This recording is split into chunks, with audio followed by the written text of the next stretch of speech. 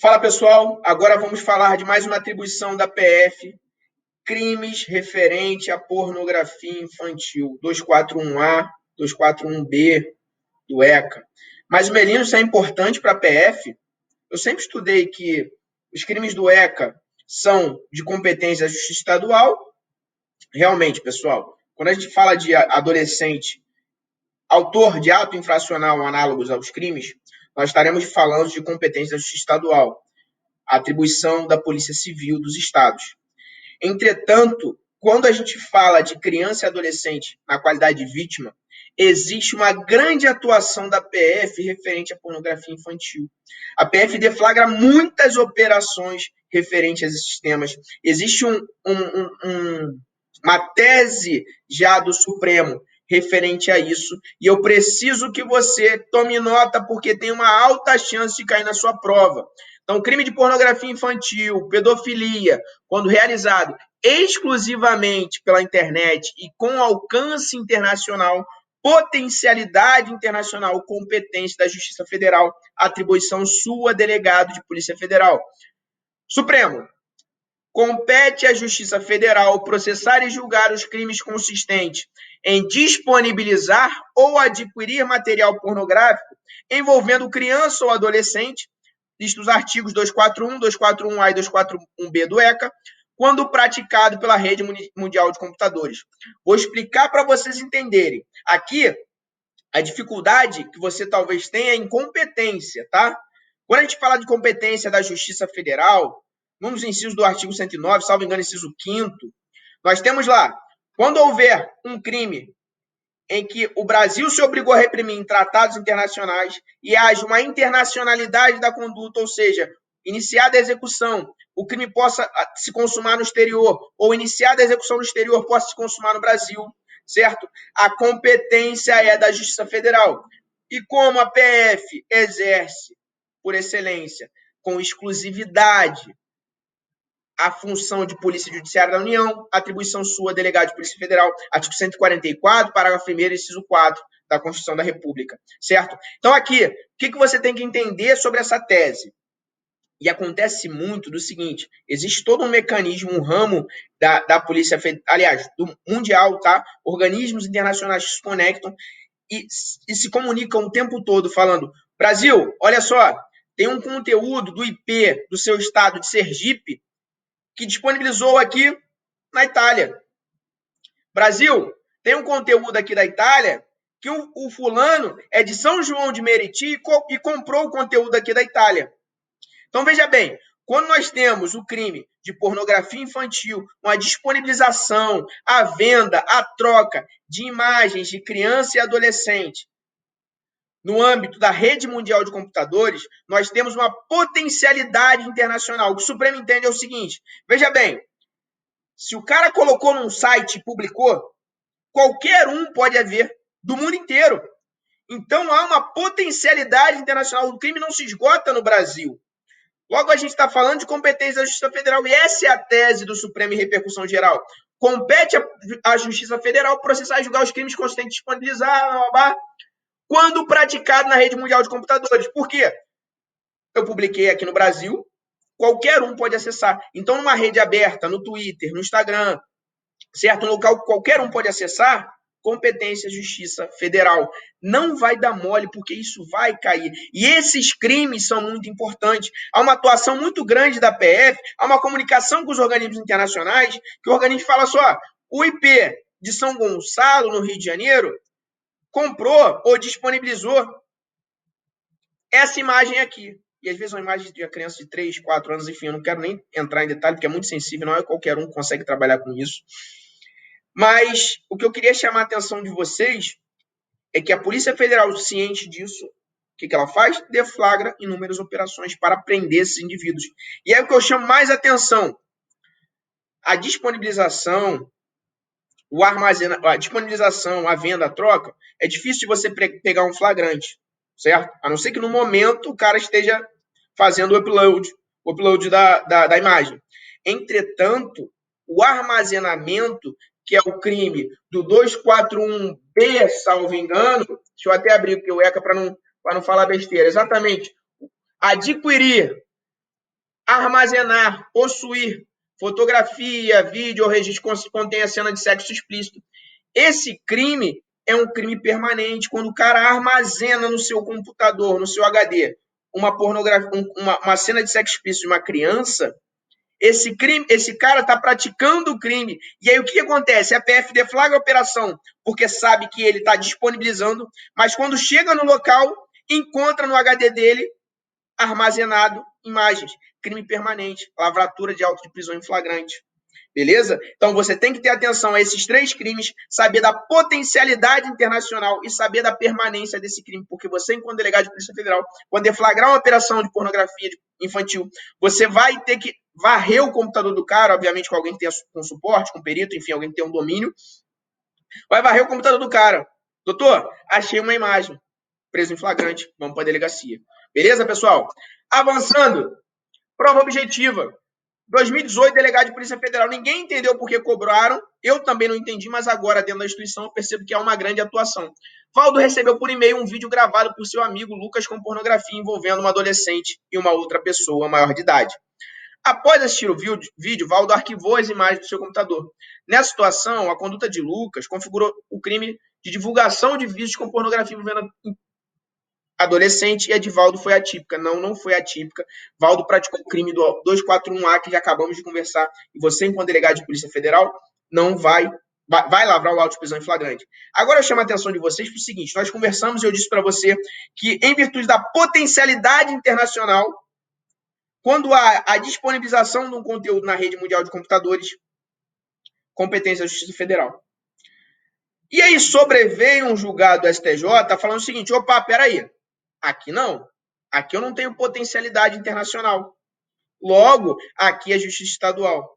E qual é esse caso? O STJ falou o seguinte: se uma pessoa compartilha com outra no WhatsApp, eu não tenho potencialidade internacional. O crime, eu não iniciei a execução no Brasil e pode se consumar no exterior ou vice-versa, para que haja incidência do 109 da Constituição da República. Foram 2 pessoas no Brasil numa conversa privada. Negativo, justiça estadual. Se houve uma troca de e-mails, não tem uma disponibilização na rede mundial de computadores, todos podem assistir. Justiça estadual. Se há um chat do Facebook, não tem a potencialidade internacional. E eu falo isso com importância porque há pouco tempo um colega falou comigo e falou: ó, MPF deu mole, pediu a requisição de um inquérito aqui, mas quando eu olhei, isso foi troca de chat de Facebook. Isso aqui não é nosso. Não tem potencialidade internacional, não foi praticado, embora tenha sido praticado numa rede social, foi numa conversa privada entre 2 brasileiros. Ainda que fosse um estrangeiro no Brasil e um brasileiro no Brasil. Negativo, justiça estadual. Não tem potencialidade internacional. E esse é o julgado que eu trago para vocês. Nos casos de conversa, de troca de informações privadas, conversas via WhatsApp, meio de chat de rede social, Facebook, competência justiça estadual. Trata-se de troca de informação privada, que não está acessível a qualquer pessoa. Desse modo, como em tais situações o conteúdo pornográfico não foi disponibilizado em um ambiente de livre acesso, não se faz presente a competência da Justiça Federal. Tome nota disso e saiba a rácio desse julgado. Não precisa gravar. Quando tem uma potencialidade internacional, coloco na internet e todo mundo pode ter acesso, ok, Justiça Federal. Mas quando é um chat privado, não é qualquer um que pode ter acesso. Sou eu e quem eu disponibilizei. Justiça Estadual. Beleza, pessoal? Avançando. Mais uma atribuição da PF: apurar crime de moeda falsa e uso de documento falso, obviamente perante a autoridade federal, e crimes correlatos. Veja bem, e aqui eu já trago, pessoal, uma questão de prova para vocês, referente a 2018. Essa questão me faz quando eu peguei depois, né, quando eu fui estudar a atribuição da PF, enfim, quando eu fui dar uma olhada para lecionar na aula, depois que eu terminei a aula, eu fui começar a olhar as questões de prova, que é assim que eu faço. Eu monto minha aula, depois olho a questão de prova, e aí faço lapido, né? Quando eu vi essa questão, eu ri. E por que eu ri? Porque é uma questão que é muito pertinente, que todo dia acontece na atuação do delegado de Polícia Federal que está de sobreaviso. Quando chega para você, doutor, chegou um flagrante, um documento falso, uma moeda falsa. A primeira pergunta que o delegado de Polícia Federal faz: a falsificação é grosseira? é apta a enganar qualquer um? É uma falsificação que qualquer um observa? Porque se a falsificação for grosseira, eu não lavo o flagrante, eu mando para a Polícia Civil, para a Polícia Civil analisar se teve estelionato ou não. Uma moeda falsa, desde que haja uma falsificação grosseira, não é de atribuição da Polícia Federal. E foi isso que foi perguntado na tua prova. Chega um flagrante para você, o que você faz? Moeda falsa, falsificação grosseira, você lava o flagrante? Essa foi a pergunta da prova oral, que todo dia tem incidência para o delegado de Polícia Federal. Prova oral de 2018. Mauro foi preso a tentar efetuar o pagamento em comércio com uma cédula de R$100 falsificada. Com referência à situação hipotética, responda de modo fundamentado os seguintes questionamentos. Caso a falsificação do papel moeda tenha sido evidente, haverá a tipicidade do crime de moeda falsa? Resposta: não, excelência. Porque nos crimes de falso, nós temos que ter mutação da verdade e imitação da verdade. Se não há a imitação da verdade, uma nota de R$3, por exemplo, não há que se falar em tipificação do crime de moeda falsa. Entretanto, é possível que haja a aplicação do crime de estelionato, cuja competência da Justiça Estadual é a atribuição da Polícia Civil. Segunda pergunta: o princípio da insignificância é aplicável ao caso, considerando que Mauro tentou utilizar apenas uma cédula falsa? Não, nós não aplicamos a insignificância para os crimes de moeda falsa. Terceira pergunta: e se ele tivesse suprimido o sinal identificativo de inutilização da cédula no momento de efetuar o pagamento? Sua conduta será típica? Qual o tipo penal deve ser nessa hipótese? Deixa eu explicar para vocês.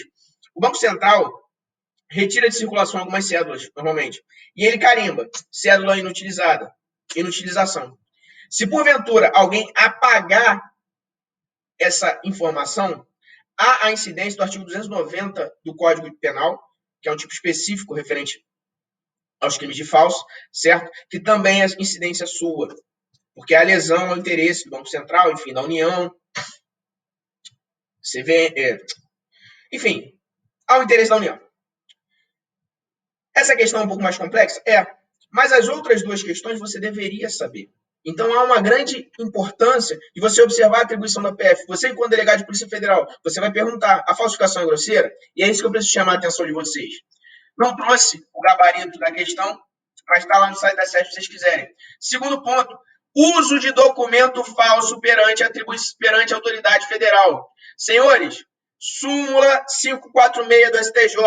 A competência para processar e julgar o crime de uso de documento falso é em razão da entidade ou órgão a qual foi apresentado o documento público, não importando a qualificação do órgão expedidor. Veja bem, senhores, é muito importante que vocês conheçam isso, porque todos os dias já estão antecipando uma possível questão de prova.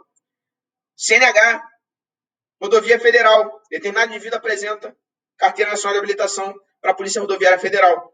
O PRF olha no sistema, fala: o QR Code não está batendo, o número não está batendo, o meu sistema diz que é inexistente. Leva para a Polícia Federal, pergunta: olha, mas o documento falso é o do Detran, CNH, emitido por órgão estadual. Pois é, mas de acordo com a súmula 546 do STJ, a competência é firmada de acordo com a autoridade. Eu estou lesando, certo, o serviço de patrulhamento de rodovia federal. Eu estou lesando uma autoridade federal, que é o Policial Rodoviário Federal. Logo, atribuição sua para lavrar o flagrante, delegado de Polícia Federal. Tome nota dessa enunciada. Eu sei que é batido, mas tem uma chance muito grande de cair, porque há um alto índice de incidência dessa questão com relação a flagrante delegado de Polícia Federal. E assim como a moeda falsa cobraram, é possível que cobre. Avançando, mais uma atribuição: apurar ingresso e permanência irregular de estrangeiro em território nacional. Então, quando a gente fala de lei de imigração, medidas de retiradas compulsórias, são todas atribuições da PF. A PF, a gente tem a atribuição administrativa referente a isso. E a partir dessa atribuição, eu trago para vocês uma questão de prova oral de 2018. O STF proferiu uma decisão de extradição do estrangeiro. No entanto, o presidente da República decidiu não entregar o extraditando ao país requerente. Nessa situação, tem validade o referido ato do presidente? Justifique sua resposta considerando o posicionamento do STF. Bruno, mas extradição por que perguntaram? Por causa da atribuição da PF referente à infração de ingresso e permanência irregular de estrangeiro para com relação aos inquéritos administrativos, nesse caso, quem toca é o delegado de Polícia Federal, por causa da Polícia de Imigração, porque a PF trabalha com controle migratório. Olha a importância disso. E quando surge um julgado nesse sentido, você, enquanto concurseiro, você tem que saltar os olhos e falar, opa, a Ciela do Melino. Eu lembro que isso é uma atribuição importante, logo pode cair, vou marcar com asterisco. E é isso que eu quero trazer para vocês. Enfim, qual era o gabarito? Julgado de 2011. O ato de entrega do extraditando é exclusivo da competência indeclinável do presidente da República. Logo, embora o STF entenda uma coisa, o presidente pode sim contrariar o Supremo. Porque, olha só, o descumprimento do tratado em tese gera uma lei de Estados soberanos, cuja resolução não compete ao STF, que não exerce soberania internacional. Máxime para impor a vontade da República Italiana, o chefe de Estado, etc. e tal. Enfim, o presidente da República respondendo, tem validade o ato dele, a decisão de não entregar, tendo em vista que o presidente da República atua como chefe de Estado, chefe de governo, ele exerce a atuação no âmbito externo e não no Supremo Tribunal Federal. Ele, enquanto chefe de Estado, enquanto representando a República Federativa do Brasil, que é soberana, quem atua é o presidente da República. Beleza? Então, como a gente tem essa atribuição, muita atenção a isso, pessoal. E aqui eu trago mais uma vez para vocês, se eu falei de extradição, que é importante, se caiu na prova oral, eu pergunto, espero que você lembre, eu preciso do lançamento definitivo do crédito tributário para que haja a extradição? Já falei com vocês, pegadinha, não preciso. Não há a falar na existência de comprovação da constituição definitiva do crédito tributário para a concessão da extradição. Existe sim a tipicidade em ambos os estados para reconhecimento do pedido. Beleza, pessoal? Então, atenção aí, já falamos disso, vou avançar. E aqui a gente começa. Crime contra o sistema financeiro nacional, mais uma atribuição da PF. Apurar infrações penais contra o sistema financeiro nacional. Lei 7492 de 86. E aqui, pessoal, eu listei para vocês 4 artigos que são de importância, têm alta incidência. Eu trabalho com isso na Polícia Federal, desvio de recurso público. E eu separei os artigos que mais caem referente a essa lei 7492 de 86. Quais são? Artigo 4º, caput, parágrafo único, gestão temerária, gestão fraudulenta. Artigo 16, o exercício de instituição financeira. Artigo 19 e artigo 22, caput, parágrafo único. Nós temos alguns julgados sobre artigo 21 também. É importante você dar uma olhada no dizer o direito, mas os crimes que são de maior incidência são esses 4, e com ênfase, sobretudo, no artigo 22, que é a evasão de divisas, a prática de dólar caro, por exemplo. Nós temos uma grande atuação da PF nesse sentido. É muito importante que você conheça a atribuição da PF, conheça esses dispositivos. Então, faz o seguinte, assina o buscador Dizer o Direito, abre lá e escreve crimes contra o sistema financeiro nacional. Leia todos esses julgados, você vai se precaver, e se cair qualquer julgado, você vai ter uma alta chance de acerto. E a gente já começa falando do crime de gestão temerária. Nós temos aqui o crime de gestão temerária e gestão fraudulenta, certo? Quando a gente fala, por exemplo, de gestão temerária, isso aplica a instituições financeiras, o gestor da instituição financeira. Vamos supor que ele invista em títulos de alto risco, baixa liquidez, invista em títulos podres, essa empresa tenha falido, ou, por exemplo, esse gestor de uma instituição financeira, ou uma instituição equiparada à instituição financeira, está em conluio com determinada empresa e ele compra aqueles títulos da empresa que ele sabe que não vai render. E ele vai e reparte esse dinheiro com a empresa.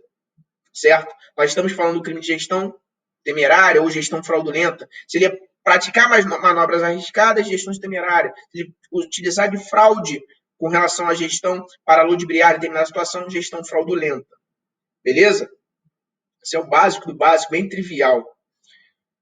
E nós temos um julgado de 30 de setembro de 2020 falando sobre a gestão temerária e trazendo uma classificação um pouco difundida. Esse julgado diz o seguinte: o crime de gestão temerária é um crime habitual impróprio, um crime acidentalmente habitual. Então, eu não me estranharia se cobrassem isso na tua prova, porque há pertinência temática e é julgado. E o que isso quer dizer, o crime habitual impróprio? No crime habitual, como é que funciona? Eu preciso da habitualidade do comportamento. Uma conduta é um indiferente penal. Lembra do exercício regular da medicina? Se o cara pontualmente exerce regularmente uma vez, é indiferente penal. Agora, o reiterado comportamento, a habitualidade do comportamento faz incidir o tipo penal. Não é isso? Inclusive tem discussão se é possível flagrante ou não em crime habitual, tentativa ou não em crime habitual. Mas a gente não está dando aula de direito penal aqui. O que se entende com relação ao crime habitual impróprio? O inverso. No crime habitual impróprio, uma conduta faz incidir o tipo penal. E se porventura a gente praticar mais condutas, nós estaremos falando do mesmo tipo penal, como se fosse continuação desse tipo penal inicial. Bruno, não entendi. Vamos supor que determinado agente pratique atos temerários em fevereiro de 2021. Em maio de 2021, ele pratique novos atos temerários. Em julho de 2021, ele pratique novos atos temerários. Em dezembro de 2021, ele pratique novos atos temerários. A prática do ato de fevereiro, que foi o primeiro ato, é apta a fazer incidir o tipo penal do artigo 4º da Lei 7492. Ele praticou atos temerários em fevereiro, praticou o crime de gestão temerária. Mas os atos subsequentes são considerados, trazer para o julgado para você, um único ato é capaz de consumar o crime, muito embora a reiteração de atos não constitua delito autônomo, mas mero desdobramento dessa habitualidade, de modo que a reiteração não corresponde a concurso de crimes. Então, os atos posteriores que eu falei de maio, julho e dezembro vão ser considerados continuação do ato inicial, de maneira que a gestão como um todo é temerária. E não vai haver concurso de crimes, mas sim crime único. Beleza? Julgado é importante, porque tem um âmbito de incidência muito grande na PF e um julgado recente. Logo, pertinência temática julgado. Fique atento que pode cair na tua prova. Avançando, pessoal, com relação ao artigo 19 da Lei 7492. Veja bem, eu até fiz um vídeo no meu Instagram sobre esse crime, porque quase ninguém sabe. Às vezes ele tramita há muito tempo na Justiça Estadual, depois algum promotor, opa, isso aqui está errado, isso aqui é Justiça Federal, isso é crime contra o Sistema Financeiro Nacional. E temos um julgado que foi etiquetado na pesquisa pronta do STJ, muito importante. Seguinte, veja bem, se determinado agente vai a uma instituição financeira e pratica um empréstimo fraudulento, via de regra, se for uma instituição financeira privada, por exemplo, Itaú, nós estaremos falando do quê? Do crime de estelionato. Beleza, sem problema. Obtenção de vantagem devida mediante ardil, em prejuízo alheio, crime de estelionato. Só que, se o agente se dirige a uma instituição financeira, pode ser até o Itaú, instituição privada, e obtém um financiamento fraudulento, nós não estamos falando de estelionato, nós estamos falando do artigo 19 da Lei 7492 de 86, que é obter mediante fraude o financiamento. Bruno, qual é a diferença? A grosso modo, trazendo o conceito de direito civil, financiamento é um empréstimo com uma finalidade vinculada. Eu quero o financiamento de um automóvel. Você faz o empréstimo para comprar o automóvel. Eu quero o financiamento de uma casa própria. Acontece muito com a Caixa Econômica. Eu quero um financiamento de uma casa própria. Eu faço um empréstimo junto ao banco para comprar a casa própria. Financiamento é um empréstimo com um destino específico, certo? Se eu obtenho um financiamento fraudulento, ainda que seja no Itaú, no Banco do Brasil, no Bradesco, competência da Justiça Federal, porque é um crime contra o sistema financeiro nacional. E o STJ trouxe, na sua pesquisa pronta, uma decisão que é muito importante. Por que acontecia? O MPF declinava da sua atribuição, ou o juiz federal declinava da sua competência, dizendo o seguinte: olha, o cara fraudou um financiamento de automóvel aqui de 40 mil reais. Eu não tenho nada a ver com isso. Isso é crime contra o sistema financeiro. Não houve abalo ao sistema financeiro. Não houve um potencial abalo ao sistema financeiro. Houve um prejuízo para o Bradesco. Não é crime contra o sistema financeiro, isso é estelionato. O STJ diz o seguinte, negativo. Qualquer financiamento fraudulento de um automóvel de 10 mil reais é crime contra o sistema financeiro nacional, apto a incidir o artigo 19. Eu não preciso de abalo efetivo ou potencial abalo ao sistema financeiro como um todo para incidir o artigo 19. Então, como está na pesquisa pronta da STJ, tem muita chance de cair na sua prova, pessoal. Crime julgado de maio de 2020. O tema foi amplamente debatido em precedente, no qual essa Corte Superior manteve sua jurisprudência, no sentido de que o crime tipificado no artigo 19 não exige para sua configuração o efetivo ou potencial abalo ao sistema financeiro. Então você, na tua atuação, vai perceber inúmeras vezes. Ninguém sabe desse crime, muitas pessoas não estudam. E é pouco difundido, às vezes fica tramitando um financiamento fraudulento da Justiça Federal, da Justiça Estadual há muito tempo. Até que o juiz declina, depois de 4, 5 anos, chega na tua mão e fala, pô, mas isso aqui é de 2013, por que tu só chegou agora? Porque até então, o delegado despachava na Polícia Civil pedindo para investigar, o MP fazia cota, requisitando diligência, o juiz concedia prazo, ninguém observava nada. E, na verdade, não era estelionato, é crime contra o sistema financeiro, atribuição sua, delegado de Polícia Federal. Avançando, pessoal, para fechar esse bloco, nós vamos falar do artigo 22 da Lei 7492 de 86. E é muito importante que você conheça esse artigo 22, eu diria que é o crime mais importante dessa lei para fins de prova, porque a gente está falando do crime de doleiro. Você deve ter ouvido falar em diversos doleiros que a Polícia Federal prendeu, a história do doleiro dos doleiros, enfim, vários doleiros que estavam atuando em conluio na Operação Lava Jato, infelizmente com agentes públicos, com parlamentares, para a evasão de divisas. O que é evasão de divisas? O que é evadir a divisa? É remeter o dinheiro para o exterior. Porque quando você controla a União, precisa controlar os valores que estão circulando no seu país.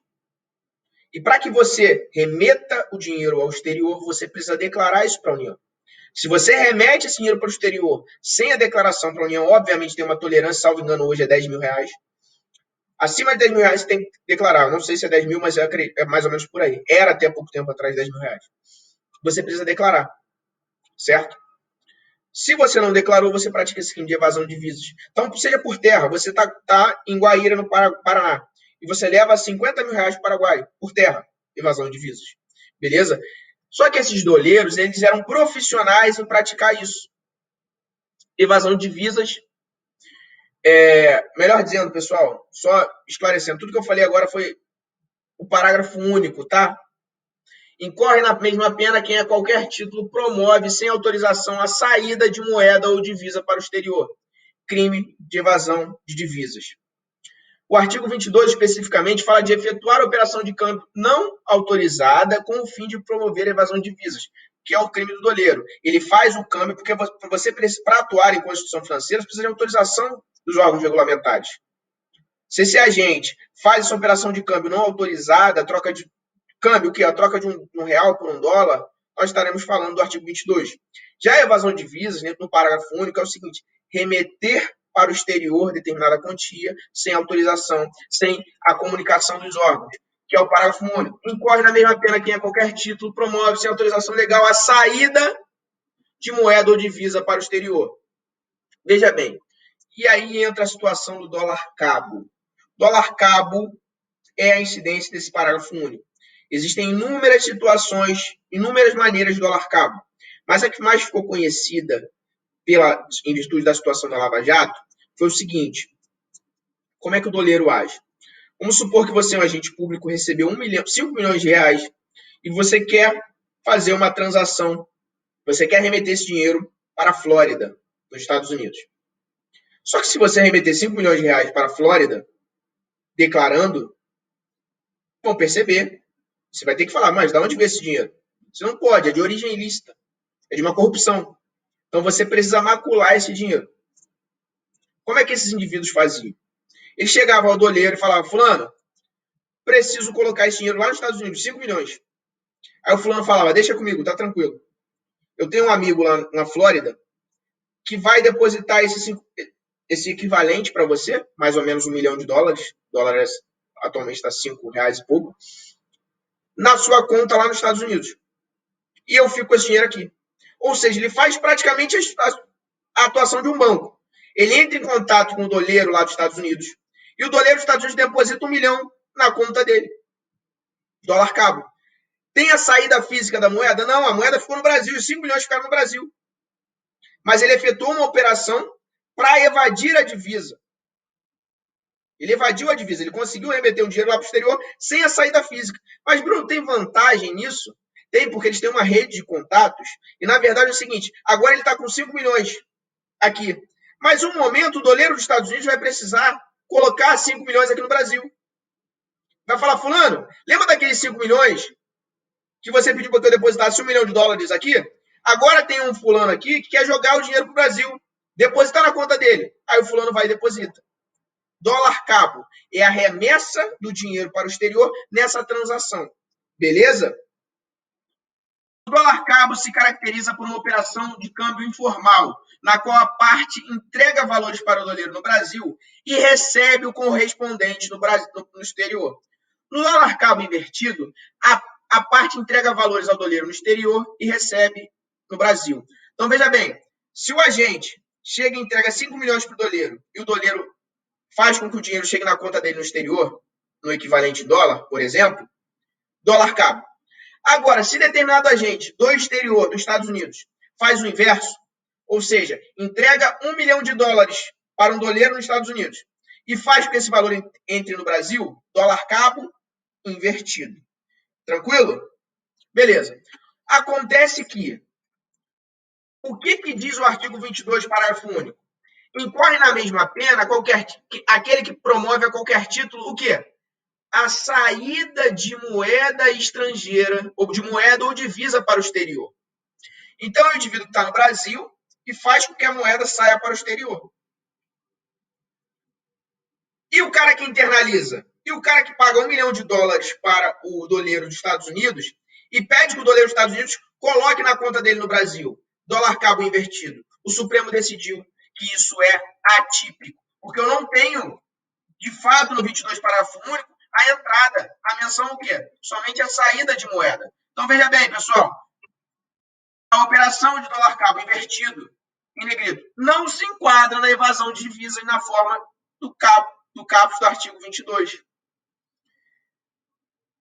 Além disso, pessoal, aqui em negrito, o crime de manter depósitos não declarados no exterior só se perfectibiliza se o dinheiro estivesse depositado no exterior na virada do ano e não fosse declarado ao Bacen no ano seguinte. E nada disso consta do decreto de prisão. Vamos voltar aqui para vocês entenderem. A segunda parte diz o seguinte: incorre na mesma pena quem nele mantiver depósitos não declarados à repartição federal competente. Então, veja bem, é importante que o agente que detenha uma quantidade vultuosa no exterior, ele comunique no Brasil também. E se ele mantiver um valor e não comunicar no Brasil, ele incide nesse parágrafo único, nessa segunda parte. Só que existe um prazo para que ele comunique. Veja bem, o que diz o tipo penal? Esse crime da parte final, de manter em depósito não declarado no exterior, só se perfectibiliza, só se consuma se o dinheiro está depositado na virada do ano e ele não declara no ano seguinte. Porque é o seguinte, eu tenho esse dinheiro em 2020. Virou o ano, em 2021 eu tenho que declarar. Mas eu tenho que declarar no prazo de 2021. Ainda que eu não tenha declarado ainda, mas esteja dentro do prazo, por mais que eu mantenha dinheiro no exterior, eu ainda tenho prazo para declarar. Logo, esse crime... Bruno, por que você está explicando isso? Isso é confuso. É confuso. Mas eu preciso que você entenda isso e conheça esse julgado. Porque isso aí eu já acho que é uma prova objetiva. Dólar cabo invertido, não. É importante que você saiba que é atípico, que pode cair.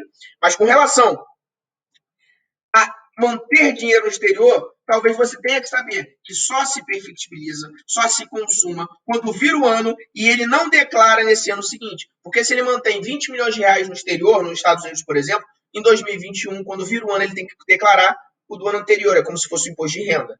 Como se fosse no sentido da declaração, tá, pessoal? Mas os prazos são diferentes. Julgado de 2018, do Gilmar. Remessa ilegal de divisas para o exterior. Aplica-se a insignificância para a remessa de divisas para o exterior? Não, não se aplica. Nós estamos falando de crime contra o sistema financeiro nacional, crime grave, certo? Nós estamos falando de algo muito caro para a União. E é por isso que não se aplica em amarelo. Dólar cabo, remessa ilegal de divisas ao exterior. Não se admite a incidência do princípio da insignificância como causa supralegal de exclusão da tipicidade de conduta enquadrada como crime com o sistema financeiro nacional, julgado de 2018. Também acho que pode vir, tanto na prova objetiva quanto discursiva e oral, certo? Perguntando para você o que é dólar cabo, se o dólar cabo é típico e se aplica à insignificância. E aí, questão de 2018, falava o seguinte: a configuração do crime de evasão de divisas pressupõe a saída física da moeda nacional ou estrangeira do território nacional sem o conhecimento da Receita Federal. Como eu mencionei para vocês, o dinheiro nem precisa sair. Pode sair? Pode. Pode ser que ele pegue 20 milhões e saia por terra de Foz do Iguaçu para o Paraguai. Mas não necessariamente. Ele pode chegar, dar os 5 milhões para o doleiro aqui, e o doleiro faz com que chegue na conta dele lá pelos meios de contato dele. Beleza? Então não pressupõe a saída física. Julgado de 2013, olha só, a materialização dele de evasão de divisas prescinde, ou seja, dispensa da saída física da moeda nacional, da moeda do território nacional.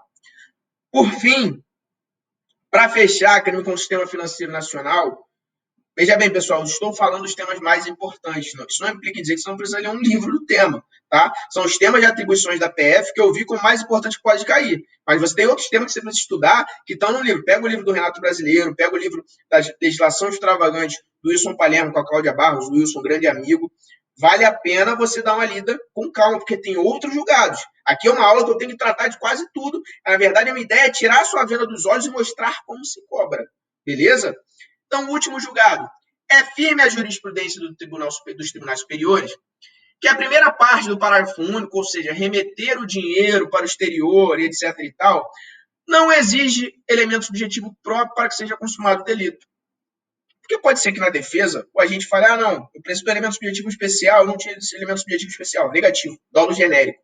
Beleza? Se cair na tua prova, você já sabe, mas o julgado é importante. Não exige o elemento subjetivo especial para que haja incidência desse artigo, dessa parte inicial aqui, ó. Promover sem autorização legal a saída de moeda ou divisa para o exterior. Por isso, pessoal, quando a gente fala especificamente de um indivíduo que foi pego, por exemplo, acontece muito, tá? Com 50 mil reais dentro de num voo nacional. Esse voo nacional não tem problema, porque não tem evasão de divisas. Pode haver lavagem de dinheiro, pode haver outros ilícitos, pode. Agora, esse indivíduo foi pego dentro do avião ou no lugar de embarque internacional com a mala com 50 mil reais, com 1 milhão de reais. Aí a gente pode falar, sim, desse parágrafo único, evasão de divisas. Beleza?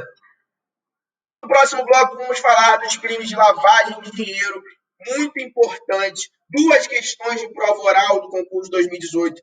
Uma atribuição muito importante para a PF, até para tráfico de drogas. Quem trabalha com tráfico agora, a intenção da PF é descapitalizar as organizações criminosas, atuar no patrimônio da organização, bater na lavagem de dinheiro da organização criminosa dos tráficos.